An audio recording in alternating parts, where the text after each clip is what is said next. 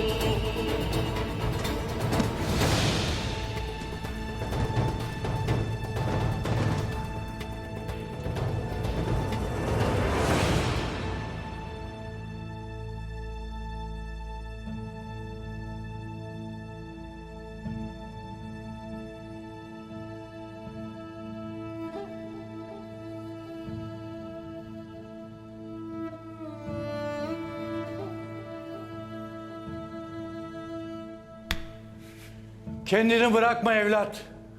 Dirayetli ol. Tahammül sınırlarını daha da zorlayacaklardır. Bana daha ne yapabilirler ki?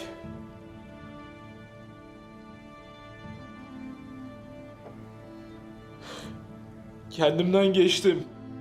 O günahsız çocuğa kim bilir neler yapıyorlar. Belki de canına bile kıymışlardır. Delikanlı, eğer bedenin bu zindana girdiyse seni bekleyen şey ölümden çok daha fazlasıdır. Başımıza gelecekleri bu kadar iyi bildiğine göre o kefereleri de iyi tanırsın.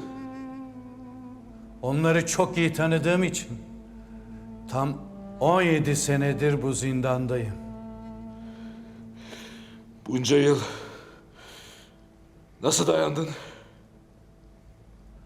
Aşkla.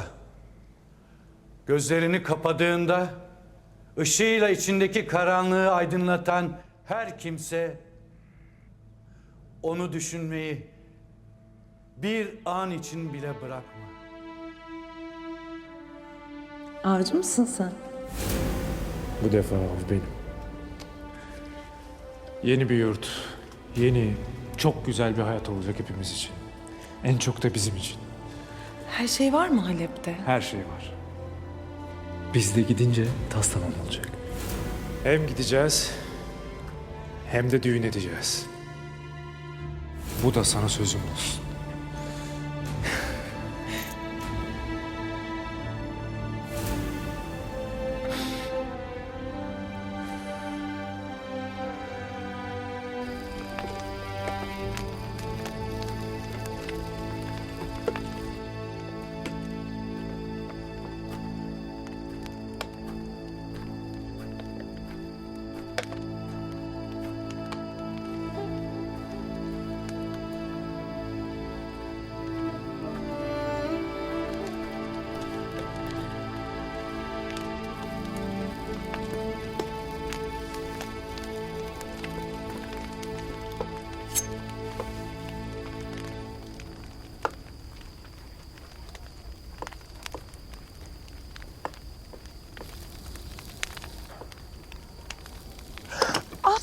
Ay kız.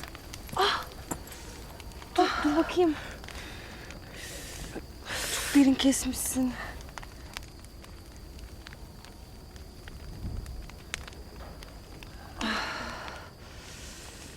Sağ olasın.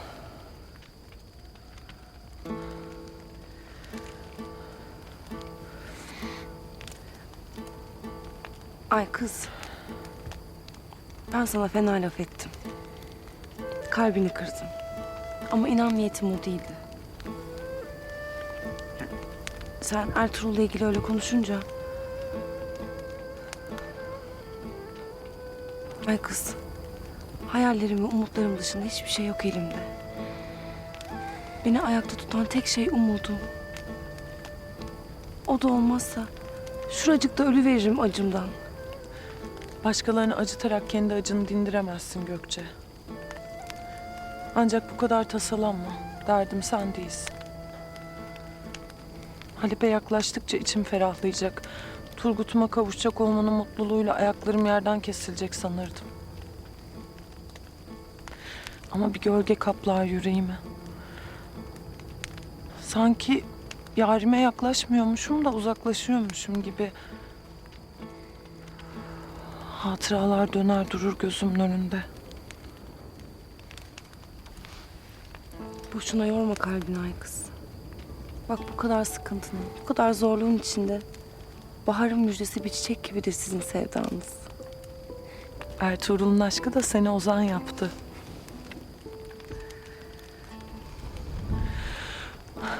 Allah hayırlara çıkarsın. Sağ salim Turgut'uma kavuşayım, başka da bir şey istemem. Hadi.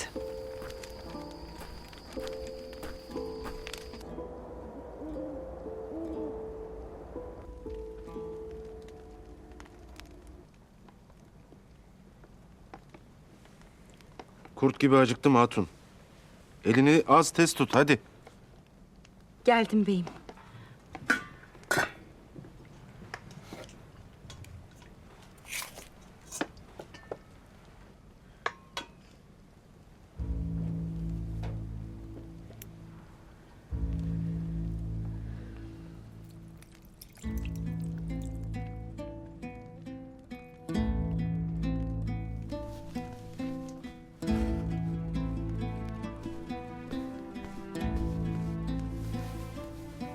Sevdiğin yemeklerden yaptım hep.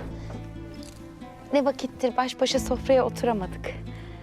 Afiyet olsun Gündoğdum. Ellerine sağlık hatun. Afiyet olsun. Yahu hatun, obanın işlerinden başını kaldırabildiğim mi var benim? Haklısın Gündoğdum. Obanın beyi sayılırsın. Bunca yükü sırtlanmak da kolay değildir. Allah sana güç kuvvet versin. Hadi bismillah buyur. Bismillah. Destur var mıdır Gündoğdu?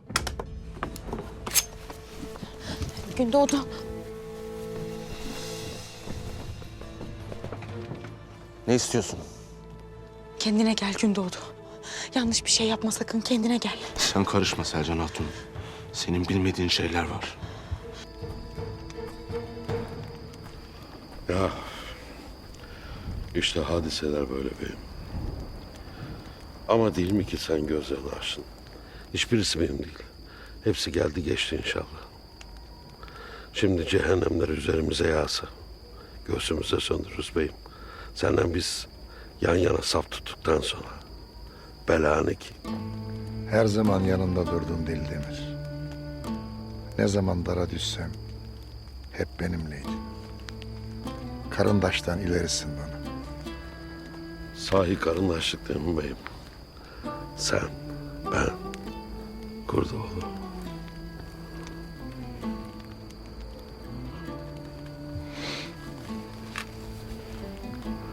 Absungur. Öyleydik ya. Öyleydik. Bak biz hala öyleyiz. Ama Dostluğun eskisi makbulmuş beyim. Sen ben gibi kocamışlığı makbulmuş. Baksana Kurdoğlu'na. Eskiden burnunun dibindeki ayıyı vuramazdı.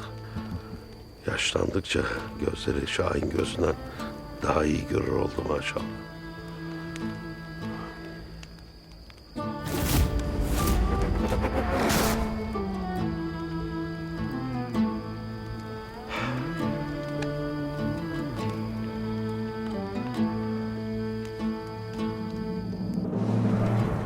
Bu adam benim emmi dediğim, Şahımızın da kan kardeşim dediği adam. Ama o ne yaptı? Şahımızın canına kastetti. Mesele bildiğin gibi değil Gündoğdu. Önce beni dinlemen gerek. Neyi anlatacaksın ha? Neyi anlatacaksın? Çadıra gizlice girdiğini söylediğimde eteklerinin nasıl tutuştuğunu mu? Yoksa gecenin bir vakti işini tamamlamaya kalktığını mı? Hangisini? Ne diyorsun sen Gündoğdu? Ben Süleyman Şah'ımızı Bayboran'ın kudurmuş oğlunun öfkesinden kurtarmaya gittim. Son anda zor kurtardım beyimizin canını. Üstelik sen uyandırdın beni o çadırdaki yarığı anlatarak. Bozoktu o gece beyimizin otağına giren. Yarım kalmış işini tamama erdirmesin diye peşinden gittim.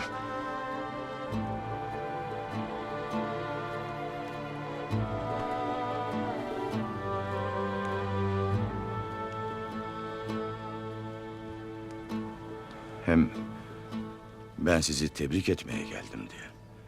Haymana söyledi. Yeğenimiz için bir göz aydın olsun demeye gelmiştim. Kafiledeki herkesin dilinde bu vardı. Süleyman Şah da babamız da duymuş mu? Ne dedi? En çok beyimiz sevindi. Süleyman Şah'ımız torununun heyecanıyla öyle mutluydu ki.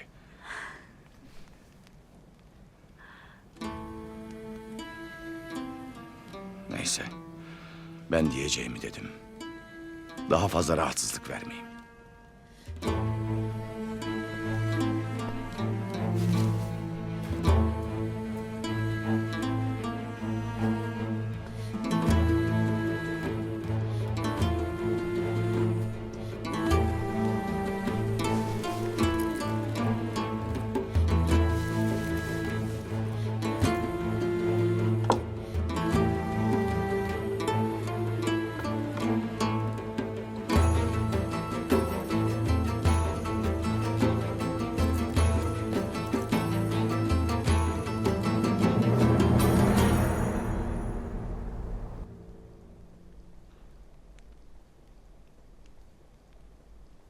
Her şey düşündüğün gibi oldu değil mi Ertuğrul Bey? Evet öyle oldu. Avcıyken av oldular Allah'ın izniyle. Lakin işler düşündüğümüzden daha karışık. Şahabettin'in en çok itimat edip bana yolladığı hizmetçisi hain çıkıyorsa... Atabey kapana kısılmış demektir. Aslan kapana girdi mi... Çakallar bile diş bilermiş. Ne yapıp edip onu kurtarmalıyız.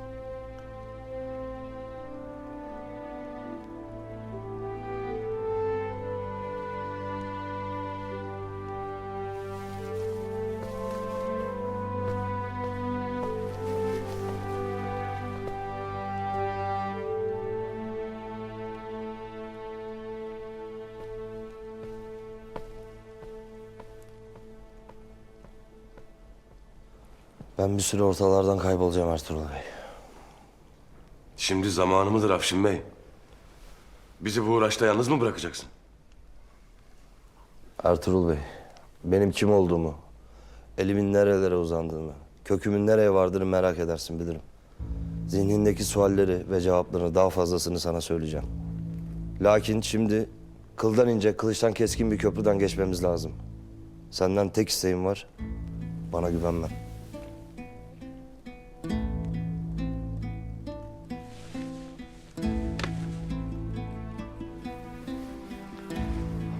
Biz beraber omuz omuza kılıç salladık Afşin Bey. Aramızda cenk hakkı vardır. Sana inanırım. Sen yarın çarşıdaki Türkmen halıcının yanına git Ertuğrul Bey. Aykutluk ismi. O sana her şekilde yardımcı olacak. Ben de Turgut ve Yiğit için cehennemin ağzından içeri gireceğim. Eyvallah.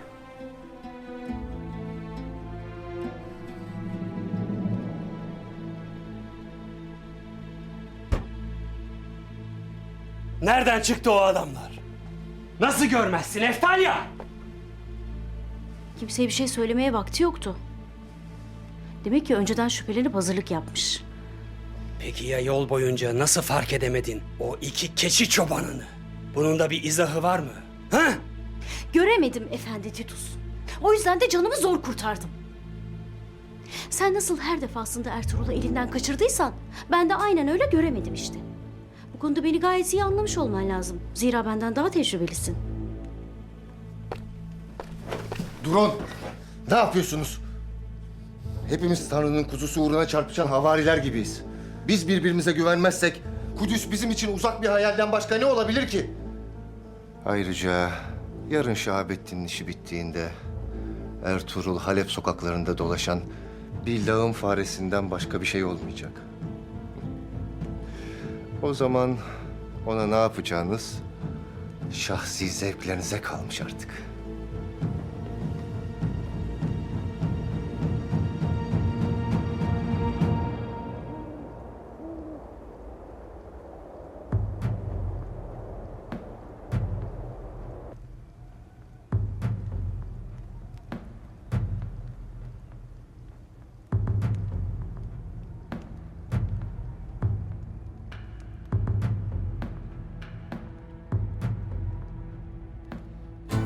Bu belayı sen açtın başımıza. Kafanın dikine dikine gitmekten ne zaman vazgeçeceksin sen? Hiç kimse umurunda değil. Ne baban, ne oban. Şu obanın haline bir bak. Çatır çatır çatır diyor. Kış kapıda nereye göçeceğimiz belli değil. Aç gözlerini artık. Aç gözlerini. Bu oba nasıl ayakta kalacak Ertuğrul? Nasıl?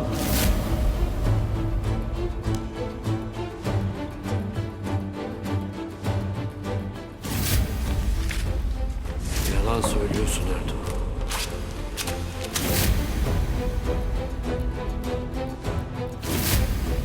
Kartal kafeste. Sıra kurtta.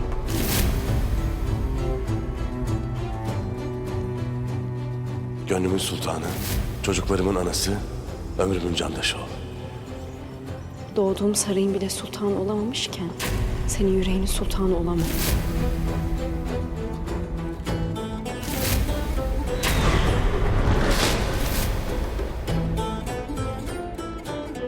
Ey gökleri ve yerleri yaradan Allah'ım, sana yöneldim. Niyetim yeni bir yola revan olmaktır. Sen yolun da, menzilin de sahibisin. Sen bu yolun sonunu hayırlara çıkar. İsteğim taht sahibi, taç sahibi, mal ve mülk sahibi olmak değildir. Yüreğimden geçen, senin adınla çıktığım yolda senin adını yüceltmektir. Kılıcımı savurmaktan maksadım, pusatımı adaletin terazisine hadim kılmaktır.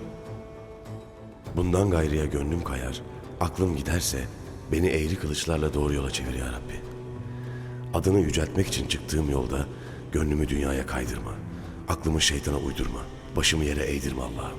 Bana ve neslime senin davanda hizmet etmeyi, uğrunda şehit düşmeyi nasip eyle ya Rabbi.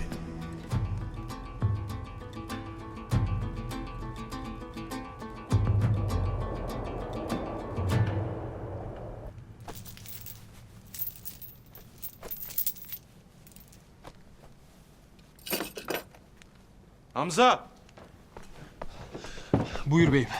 Al bunları da deveye yükle.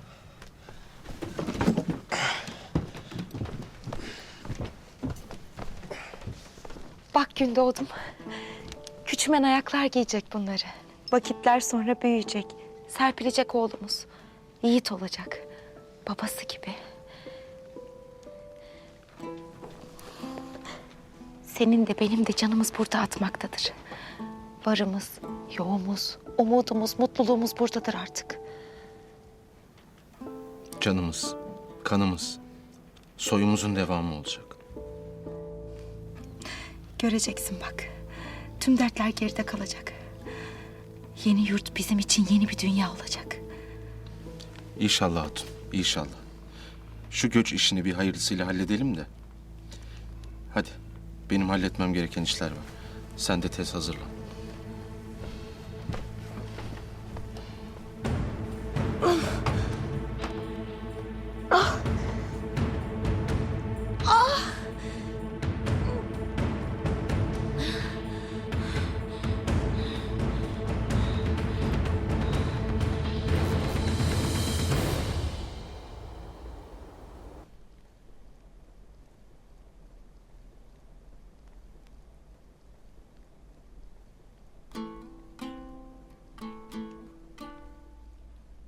Babam.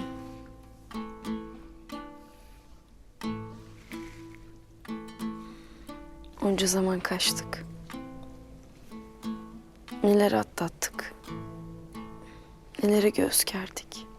Ama gel gör ki yiğidimizi koruyamadık. Dua etmekten başka çaremiz kalmadı baba. Şu halime bak. Yerimden bile kıpırdayamıyorum. Elbet bir hal çaresini bulacağız Halime. Elbet Allah önümüze hayırlı bir yol açacaktır. Ertuğrul Bey söz verdi. Ne Yiğit ne Turgut Alp'i düşmanın elinde bırakmaz. Bırakmaz değil mi baba?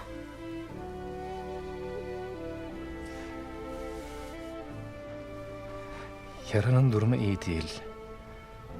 Yalvarırım. Bu kadar harap etme kendini Halime.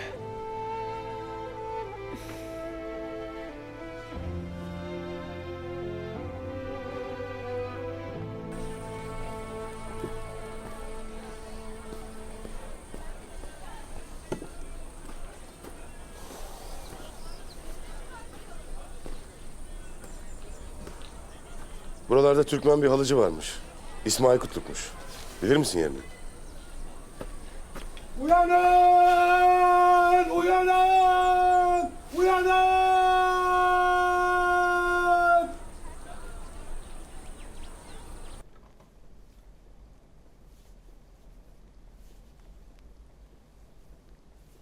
Sabır Leyla kızım, sabır. Yine o karanlık kuyulara atma kendini. Allah yardımcın olsun.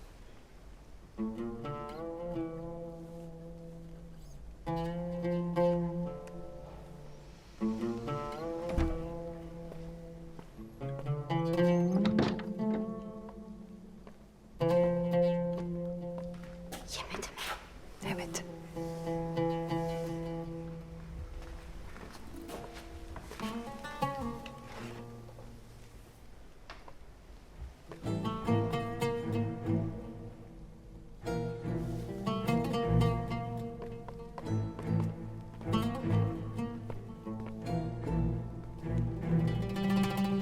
Bugün hepimiz için zor bir gün olacak. Akıbetin ne olacağı belli olmaz.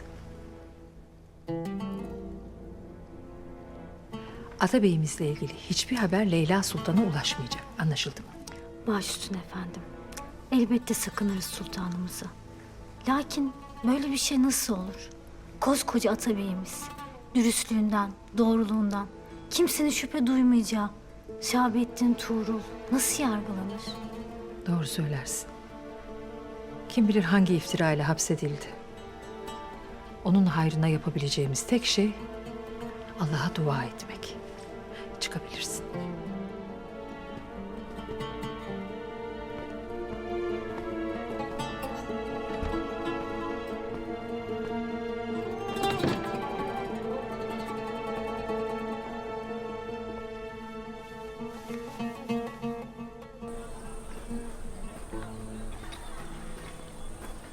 Allah! Allah! Allah! Allah! Allah! Allah! Allah! Allah! Allah! Allah! Allah! Allah! Allah! Allah! Allah!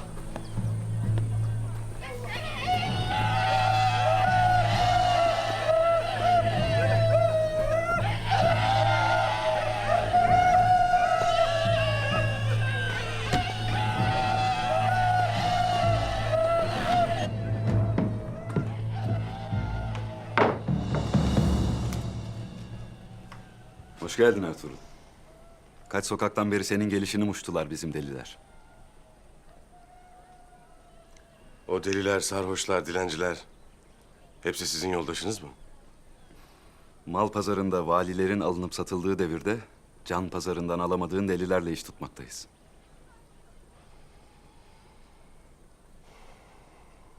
Atabey'i zindandan kaçırmamız gerek.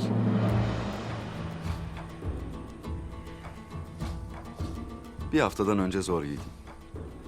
Zindandaki vazifelilere ulaşmak gerek. Nöbet vakitleriyle oynamak gerek.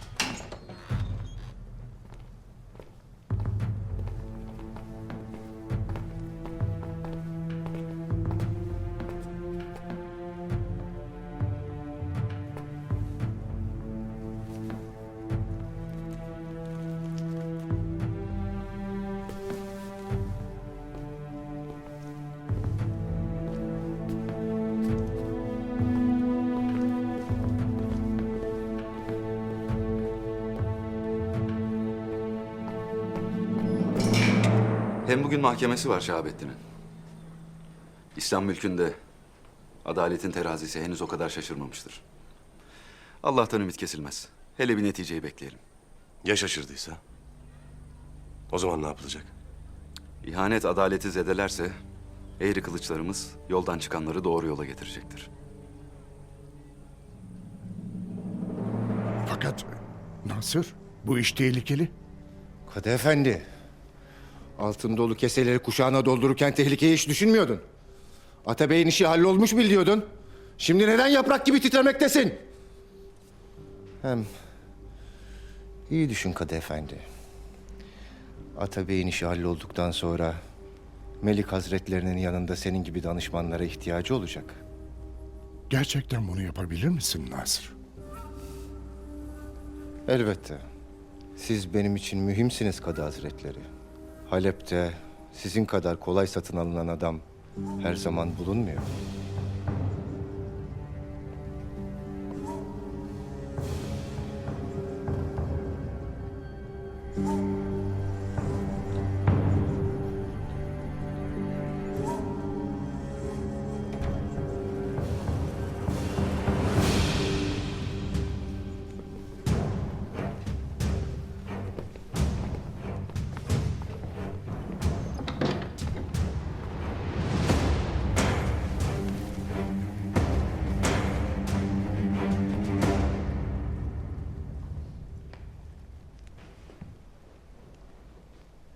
Halep Emirliği adına Melik El Aziz.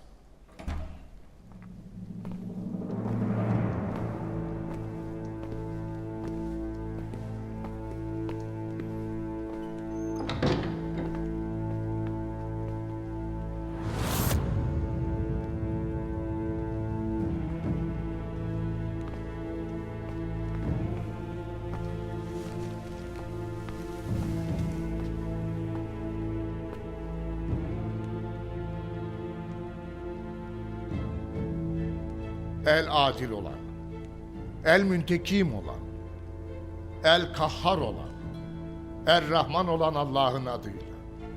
Bugün burada Halep Emirliği Atabey'i Şahabettin Tuğrul'un muhakemesine başlıyoruz. İddialar, cinayet, ulul emre itaatsizlik, kendisine duyulan emniyeti suistimal, şehri Halep'e ve ümmeti Muhammed'e ihanet.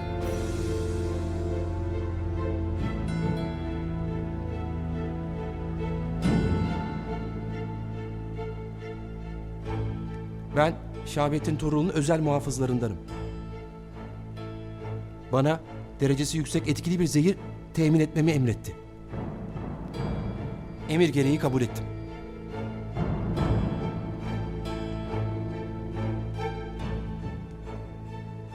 Kayılardan gelen elçiyi öldürmeye kalkanları Atabey ile birlikte çarşıda gördüm. Atabey onlara kese içinde bir şeyler veriyordu. Allahü alem altındı verdiği. Ben tüccarım. Atabey beni zorladı. Antakya Haçlı Kontluğu'ndaki ticari işlerinde perde olarak beni kullandı. Şahabettin Tuğrul, söylenenleri duydu. Diyeceğin nedir? Söylenenlerin tamamını reddediyorum. Konuşanlar satın alınmış yalancı şahitlerdir.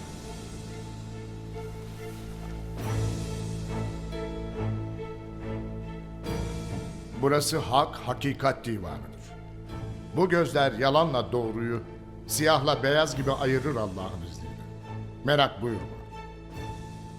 Çağırın son şahidi.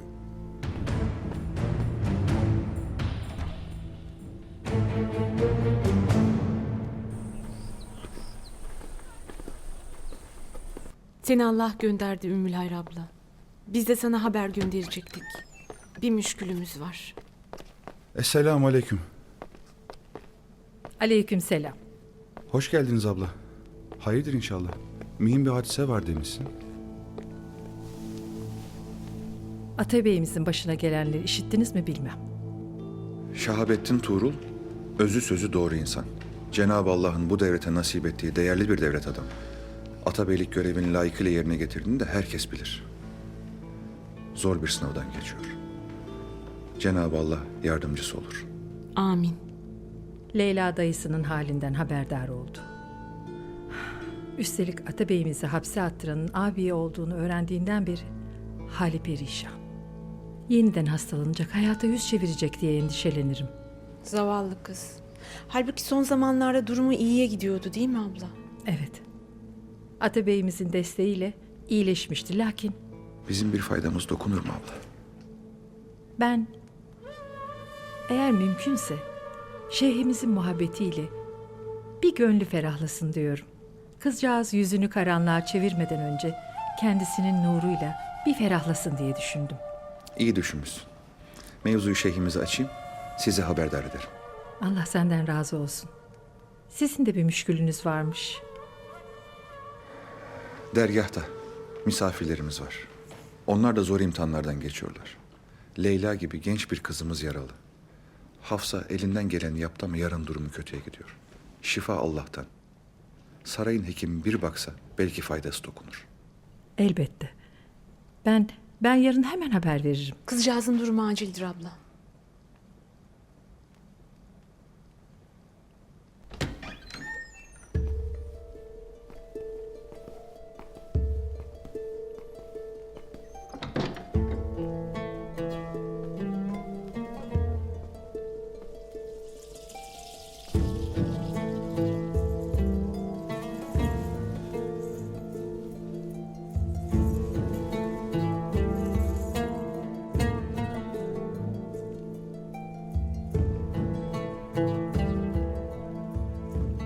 Anlatacaklarında yalan, hilaf bulunmayacağına dair Kur'an-ı Kerim üzerine yemin eder misin?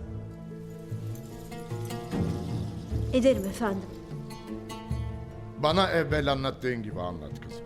Hiç kimseden de korkma. O gün neler oldu odada?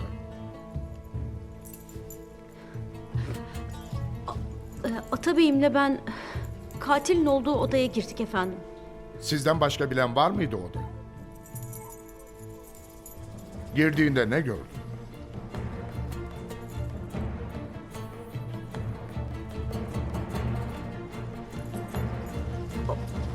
Adam bir anda yerde yatıyordu. Titremeye başladı. Ağzından köpükler çıktı. Zehirlenmişti. Atabey'imin kollarında. Atabey'imin kollarında öldü.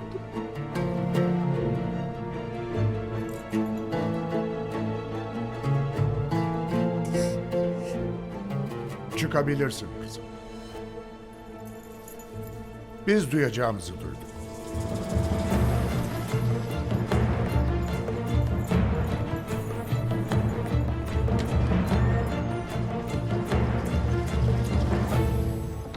Hüküm verilmiştir.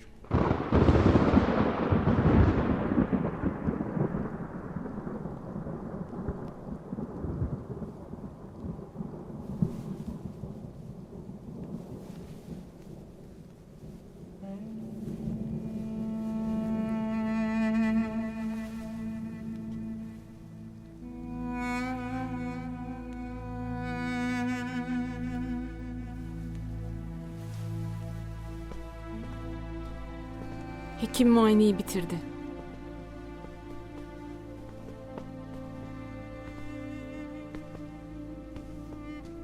Bize haber vermekle iyi etmişsiniz. Yara iltihaplanmış. Durumu çok iyi değil. Ben küçük bir müdahalede bulundum. Allah razı olsun. Ancak burada yapılacak fazla bir şey yok. Sarayda itinayla bakılıp özel ilaçlarla tedavi edilmesi gerekiyor. Elbette. Saraya götürelim. Madem durum bunu gerektirir. Hekim efendi, siz yapılması gerekenleri bize söyleseniz. Biz hastamıza burada baksak. Gözümün önünden ayrılmasına gönlüm razı gelmez. Durum ağır.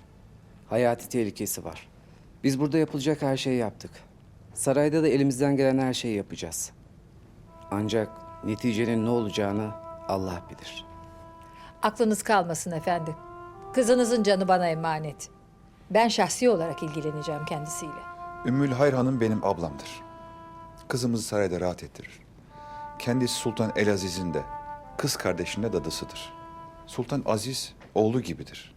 İnşallah bir sıkıntı hasıl olmaz. İçiniz rahat olsun.